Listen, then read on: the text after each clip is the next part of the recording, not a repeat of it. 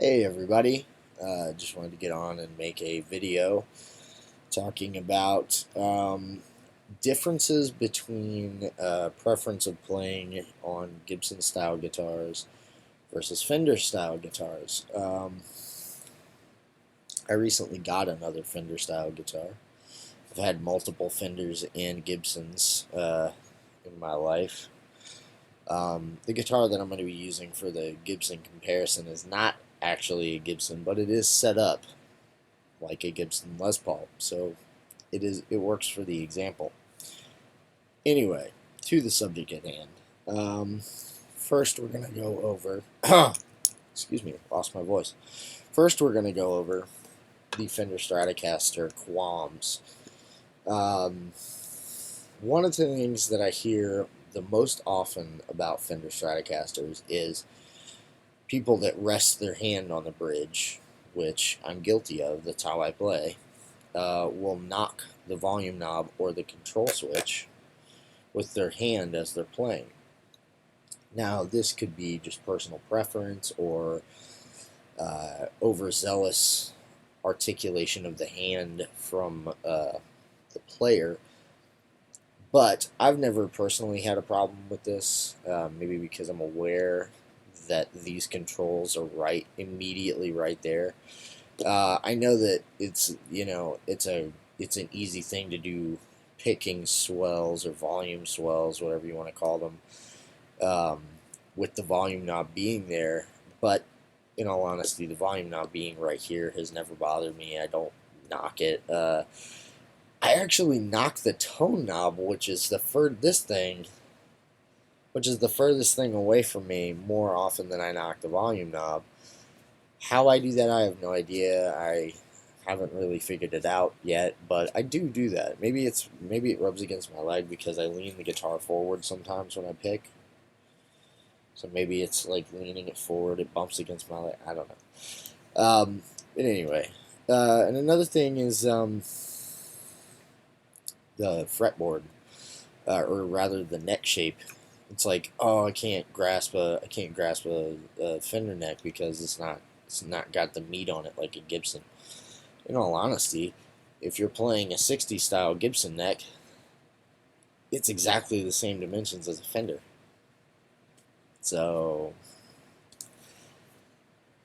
except for the scale length, that's literally the only difference.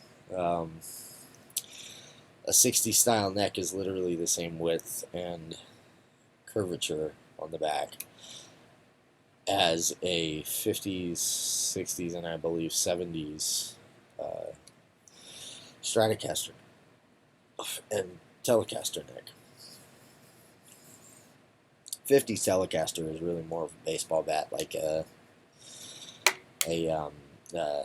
Gibson is, or a Les Paul rather. But anyway, so that pretty much sums it up for the qualms with this. Oh no, excuse me, forgot one. The saddles, the screws that adjust the height of the saddles. I've heard of people saying that they can't play it because it cuts into their hand. Again, this may be a personal preference thing, but I have never had that issue. Maybe it's because I don't actively press my hand into the bridge.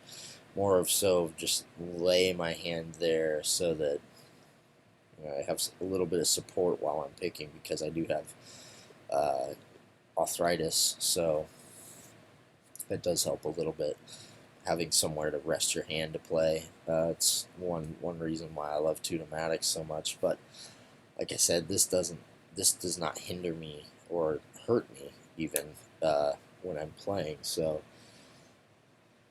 qualms with the Fender. And most of the qualms that you hear from Gibson people are, well, iconically Gibson stamp or play points, which yes, I know this isn't a Gibson, and I know Gibson has never made 8 strings. Before you go off in the comments and start doing all of that nonsense. Anyway, this is my Agile. you've seen any of my earlier videos, you've seen this guitar before. The majority of the complaints that you hear about guitars styled like this, you don't hear the, oh, it cuts my hand thing when you rest it on the bridge. You don't hear the, oh, I knocked a volume knob, because Gibson style put them back. The top volume knob is actually further back than the bottom volume knob. So the volume knob for this pickup is further back than the volume knob for this pickup. One thing you do hear is as far as a complaint is the pickup switch being up here. You have to reach up, and sometimes when I'm picking, I accidentally knock the volumes or the pickup switch, which is another one that you hear with the Fender. So that really goes for both of them. So if you're just one of those people that, you know, Pete Townsend's the fuck out of your guitar, just doing wild circles and rock stances, I can understand why you would keep hitting the pickup selector switch, because you have no control whatsoever when you're picking. That may be the source of your issue, not necessarily the construct of the guitar. Anyway, and one big one is the weight. Like, my 8-string weighs 10 pounds. It's a 10-pound guitar, and yeah, I gig with this, so you know, I like to punish myself, I guess. Whereas this thing, not nearly as heavy. It's a little heavy. I think this is like maybe 6 or 7 pounds versus 10 pounds though, which is like, I have to actually put weight into my arm to lift that up. This is nothing. I can just all day throw it around. But you know, another one is the scale length. You always hear about, oh, my strings are too slinky. Well, maybe you don't have arthritis. And again, like, I can go back and forth between 24 and 3/4 to 25 and a half. Absolutely no problem. I actually go from 25 and a half to this 27-inch with absolutely no problem. I have a 24 and 3/4 over there. It's a Epiphone neck on a, I think it's a first act body. I'm not positive of what the body is. I got it out of a dumpster. It's one of those. I fixed it up and made it into a slide guitar. But, you know, again, this is a argument that has plagued guitar players for decades, time immemorial, excuse me. It doesn't make any sense. You know, you never really hear people complain about tellies. I think that's really funny. Like, both Les Paul guys and Stratocaster guys love the fuck out of a Telecaster. I've never been able to explain that. I've owned multiple tellies. I fucking love them. But then again, I love both Stratocasters and Les Pauls. So, whatever. And you know, you get guys online talking about how tone woods don't matter and all of that. I don't care. I really don't. I know how I feel about it. I know that, you know, when I go to pick up a guitar made out of mahogany, I expect and generally reciprocate, or rather receive, certain feels and vibes from that guitar, whether it be plugged in or not. When I pick up a guitar with a maple fretboard, I expect certain tones to be able to come out of that guitar and generally get them. If I play a guitar that's made out of alder or ash or, you know, basswood, basswood, whatever the fuck you want to call it, I expect certain tones out of a guitar like that. I expect certain tones out of certain combinations. Like, this is the Stratocaster is a alder and an alder body and maple neck, maple one-piece neck with a walnut skunk stripe. I mentioned in the review video for this guitar that it doesn't necessarily make a tonal difference, the skunk stripe, and it doesn't. It's not even an inch thick piece of wood. It may add some sort of quality to the tonal or vibrational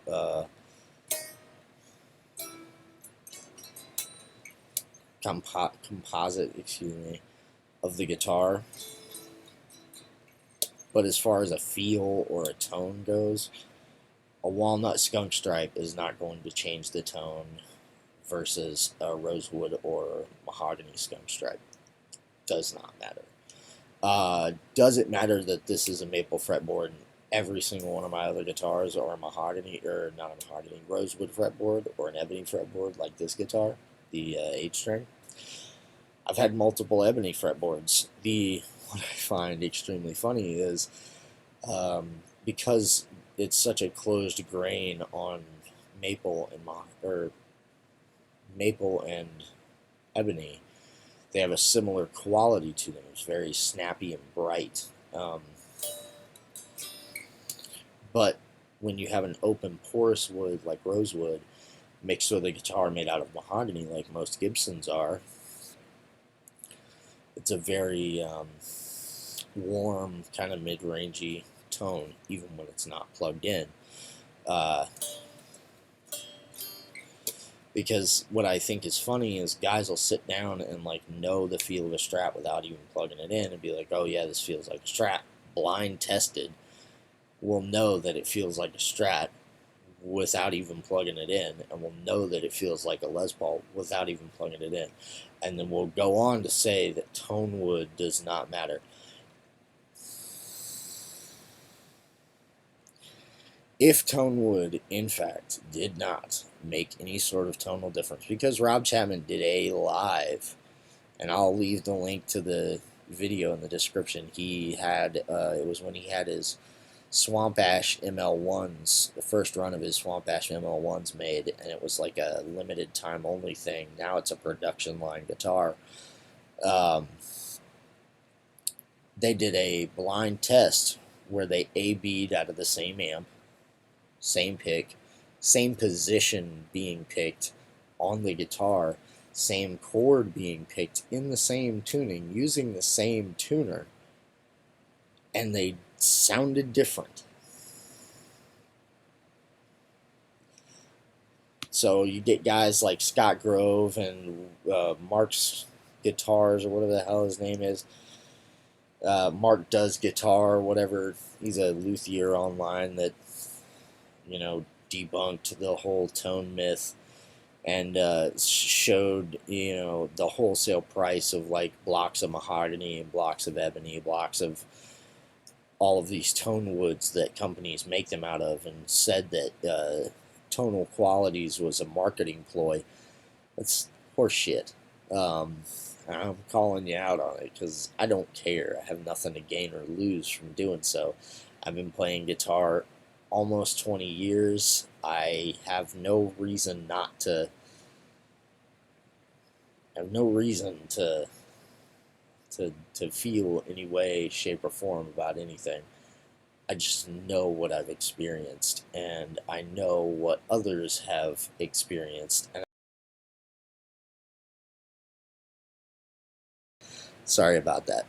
Like I was saying, I was digressing from my initial A-B, which was the point of the video, and I apologize. But to get to the point of that, you know, to sit there and get all in your feelings about whether tone wood matters or not, you know, on the larger scale of it, as far as buying a guitar, selling a guitar, marketing a guitar company, it does not matter, because if you're selling guitars anyway, why the hell do you care? Anyhow, to me, I think that woods make a difference in the sound. even if it's just a slight difference, just as much as the electronics and pickups. Because, acoustic guitars are a perfect example. You have one guitar made out of one thing, you have another guitar made out of something completely different. They sound absolutely different. When you have one guitar made out of one thing and another guitar made out of something completely... I don't care. Do you see this guitar? I don't care that I just banged them into each other. They're going to get banged into. They're tools. When you have one guitar made out of one thing, and another guitar made out of something completely different, they are going to sound different. When you have one guitar with one type of pickups and electronics in them, and when you have another guitar with another type of pickups and electronics in them, they are going to sound completely different. So, when you get into the argument of what is better, a Les Paul or a Stratocaster, remember that these are two completely different styles of guitar, generally made out of two completely or more completely different types of wood and breeds of wood. They are going to sound different. They are going to have different tonal qualities. They are going to have different qualities of play. So, take that into account when you're buying one. I'm not telling you to buy one or the other. I like them both. I even like Telecasters. Telecasters are really cool because it's a cool, middle of the road between these two behemoths of sound. So if you want a little bit of both, get a Telecaster. They even make Telecasters with humbuckers and single coils in them. Best of both worlds. Dude from ISIS uses one. Used one because ISIS is no longer a band. Anyway, I have been Harrison Fox. This is Cloud City. And I am leaving you with the toodles.